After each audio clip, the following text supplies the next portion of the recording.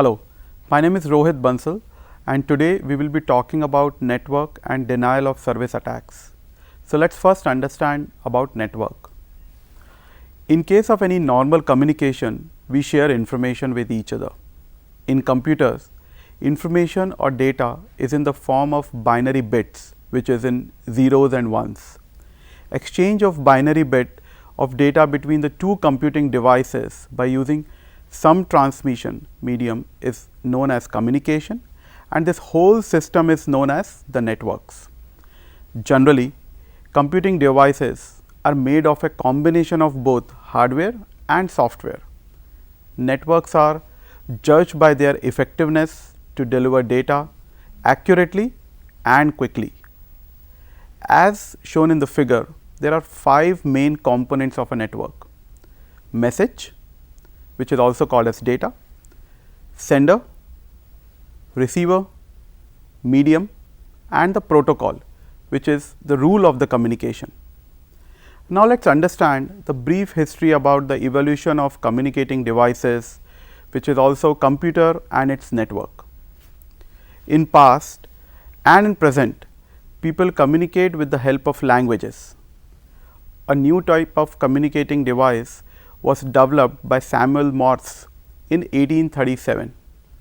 Here, message is translated into a series of long and short electrical signals, which are called impulses. On receiving side, there is a mapping between the impulses and the characters. In 1944, various scientists of Howard University were successful in developing an automatic calculating machine by using the concept of Charles Babbage.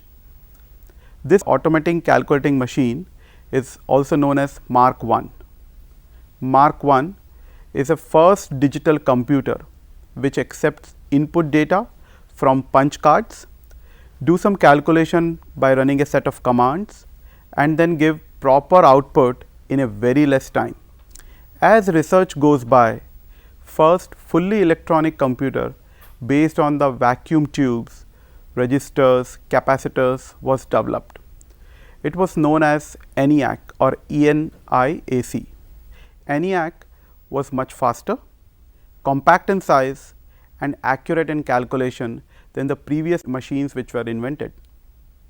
After the invention of transistors, newer generation of compact in size and more accurate machines came into the picture in 1960s. These all advanced computing devices will be used for processing and communicating purpose as well. First breakthrough in the development of networking is done by the development of RPANet.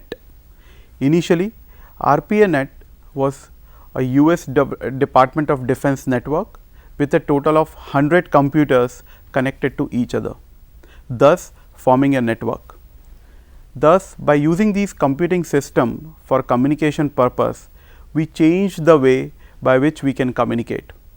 Here, text, audio, video, all are considered to be the data. The results in the emergence of WWW with exponential increase in the number of computers to be connected with each other. Today, new business can work without the use of WWW.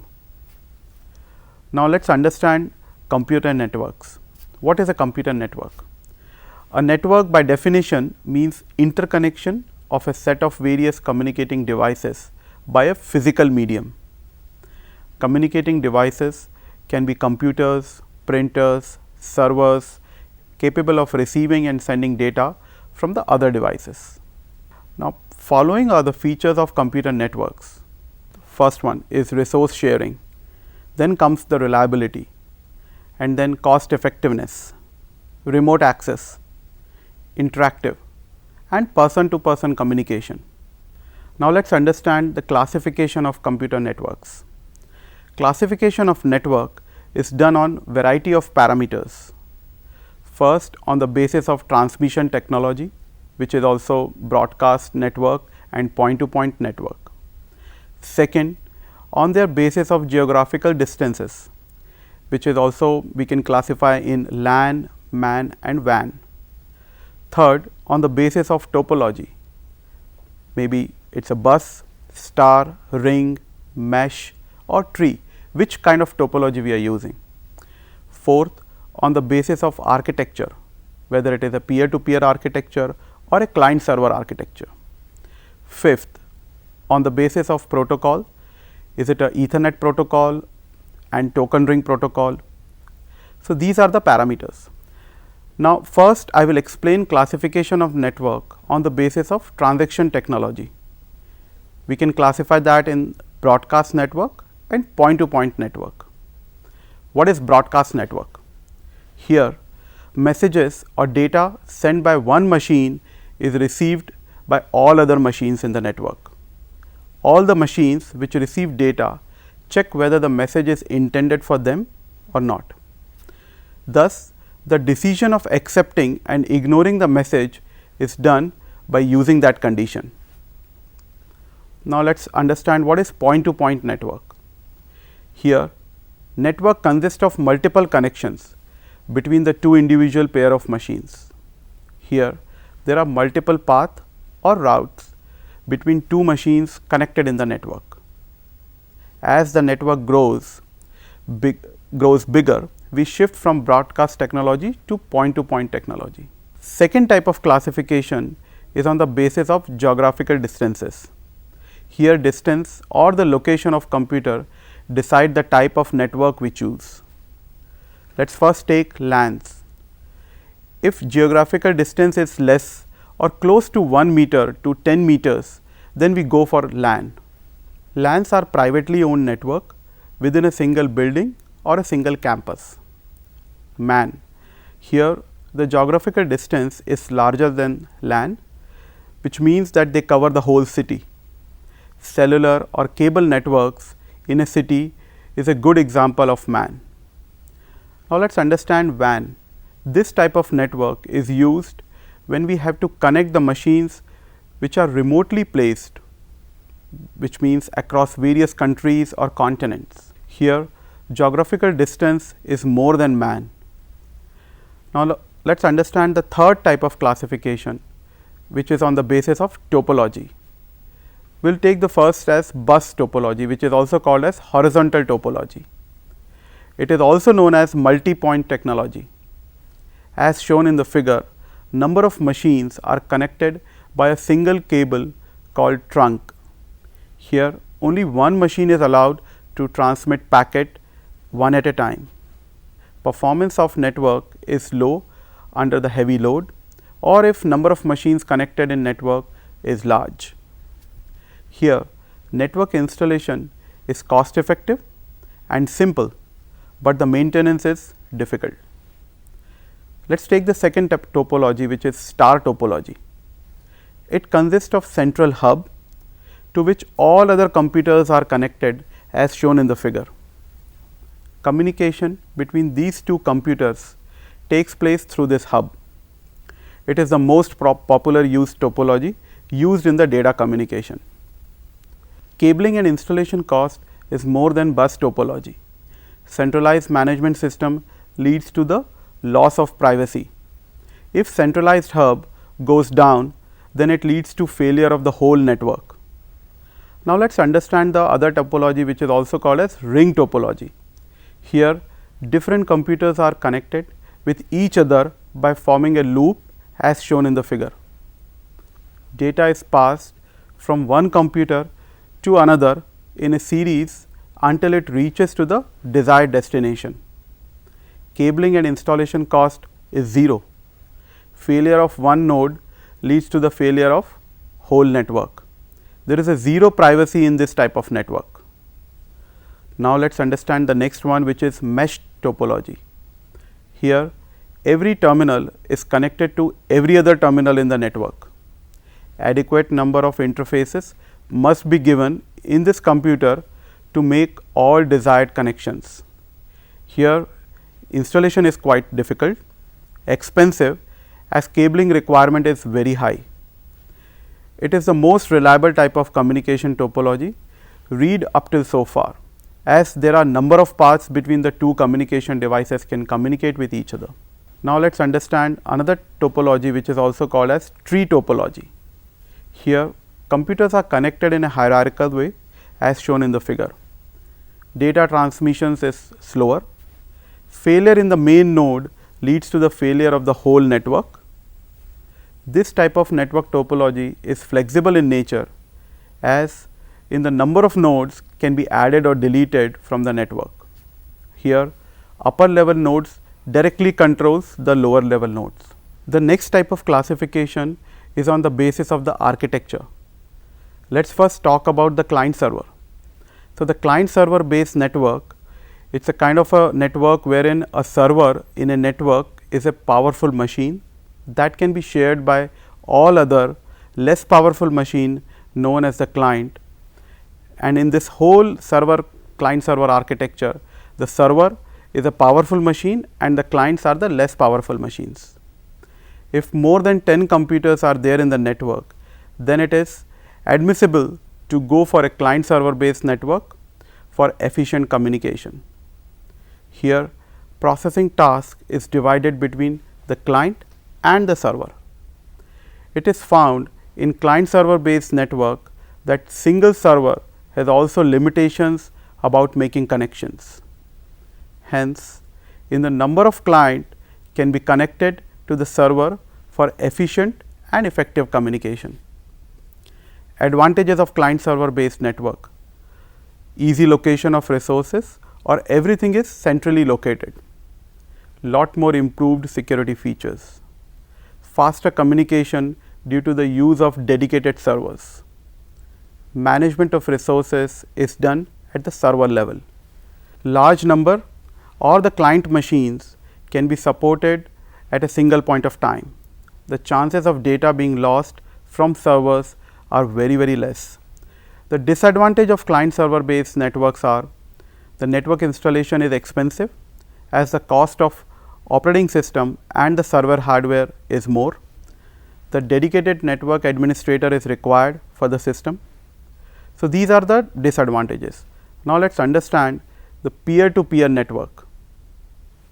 Peer to peer network compared to the client server based network, there is no hierarchical difference between the workstations. Here all the workstations connected to each other are client and the server at the same time. If in this type of architecture more than 10 workstations are added, then throughput decreases considerably. Here each node will decide which resources it wants to share. Thus, other major drawback apart from limitation is to locate the file or the data resource in the network is very difficult. Advantages of these type of network is no extra network administrator is required. It is cost effective, setup is simple, and again it is very cost effective. Another disadvantage is it is weak and intrusive security.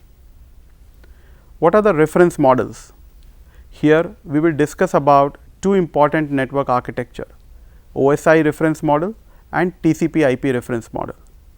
Presently, protocols in the OSI reference model is rarely used, but the model is still relevant in present scenarios. TCP IP model has opposite properties, which means models not relevant, but the protocols are widely used. Hence, for this reason we will discuss both these models in detail. OSI model is an open system interconnection. It deals with connecting open systems, which means systems or machines open for communication with each other. OSI model consists of 7 layers: physical layer, data link layer, network layer, transport layer, session layer, presentation layer, and application layer. Now, starting from bottom, most layer we will discuss what each layer do and which design issue were addressed in each layer. Function of 7 OSI layers. First one is the physical layer. It transforms data into transmission signal, which is either digital or analog. Do physical layout of the network. Data link layer. It helps in the construction of data frames, error detection and error correction, retransmission of data. It also examines hardware addresses and send acknowledgement. Network layer, examining uniform IP or local addresses in the subnet, routing of packets through the subnet, establishment of virtual circuits for connection oriented service, packet transmission when needed. Now, let us understand transport layer. It provides reliable connection in communication, sequencing of data in the same order, grant acknowledgement when needed, supervise packet transmission errors when needed. Next one is the session layer. It establishes session between the various communicating machines, dialog control which keeps track whose turn to transmit, token management, preventing two parties from attempting same critical task at the same time, synchronization. If there is a crash in the transmission, then after connection establishment it continues from the point of the crash. The next layer is the presentation layer. It is concerned about the syntax and the semantics of the data transmitted. It converts data from bit to ASCII code, carry out the data compression. Last in the list is application layer. Most commonly used protocol in application layer is HTTP.